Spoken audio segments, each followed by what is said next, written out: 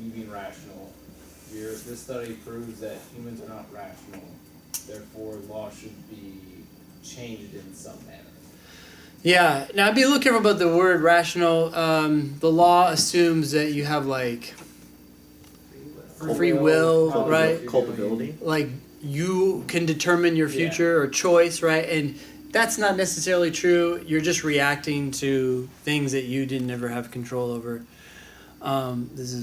This is a kind of a tough thing to think about, actually, because it makes you think about, like, what are you doing in every given moment? Is it really just a chemical reaction to something? But in any case, therefore, what was the ultimate conclusion? That we should change the system. We should change the system, right? Like right now it's focusing on punishing. Shame on you for making that bad choice. I couldn't. It was just a choice I was determined to make. Right? Thus, okay, now we should just try to deter crime. Maybe change the chemicals in your brain to how you make decisions by deterring you.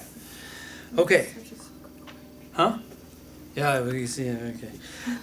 Answer choice C, the existing program, is based on mistaken notions. The criminal justice system is based on mistaken notions. Therefore, the current concepts or the current program should be replaced. The current system should be changed or replaced. That's answer choice C. This is a pretty good match. What were we debating? B. Economic models generally presume that actors in an economy are entirely rational, but studies have documented many ways in which people make irrational decisions. Okay, so there are some exceptions. Thus, economic models in theory should not be able to predict human behavior. I feel like it's a slightly different argument, right? Like, first of all, the first sentence was that we're entirely rational. The second sentence saying, well, there are some cases where we're not rational, but we could still be rational in most cases, right? And that's a little different than the original. The argument in the passage was like, hey, we thought we had free will, we don't. That's kind of like going from night to day or whatever you want, 180. This is like, we're always rational. No, sometimes we're not, which could mean we're still rational most of the time. So it's not as much of a flip. But then it also says the models, instead of saying they should be replaced, it just says they should not be able to predict human behavior. The argument itself is kind of flawed because even if we are irrational sometimes, if we're rational most of the times, then the models could still predict human behavior. So the argument itself is not really that great, but it's also like a little bit different than just saying we should replace the models. It's just saying the models suck. Okay. The next step would be because they suck, therefore we should replace them. But answer choice C just jumps right in and says we should replace them. Okay. Which is similar to the original argument, hey, we need to change it with this other The focus. prescription at the end. Yeah. Yeah? Question? I didn't read passage A saying you absolutely don't have free will. It's saying there may be, so it says may really be deluding themselves. It says you can have someone who is totally rational even though their strings are being pulled. Well, it does say on line 4 that this viewpoint radically changes the way we think about the law. So, and the first sentence says nothing causes your behavior other than the operations of your brain. Where does it say that? This is just on line just 1 and 2. It feels to me like this is a much bigger change than just saying sometimes we act irrationally. What causes behavior other than your brain? I don't know, but the idea is that our choices are coming from chemical reactions in our brain as opposed to our innate self, our soul, or whatever, right? If you say, I mean, this is, I don't mean to go beyond the text, but this is kind of where this argument is going. If you believe in free will, you think that there's like some essence to you. And that essence is making the choices as opposed to random chemicals in your brain.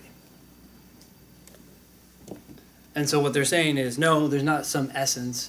We're all just random chemicals. And so the decisions we're making are sort of determined by those chemicals. And we might feel like we're playing a role in those decisions, but we're really not. And therefore, how we think about law should radically change. I feel like that's a much bigger change in the previous notion than what's going on in B. Okay. That doesn't seem very persuaded. You don't seem persuaded. No, I mean, I heard that the first time you said it, but I still think that, it says you can, I don't know, just the language seems weaker later. Yeah, it does seem weaker later, but I mean, this person does think it's a radical change, so.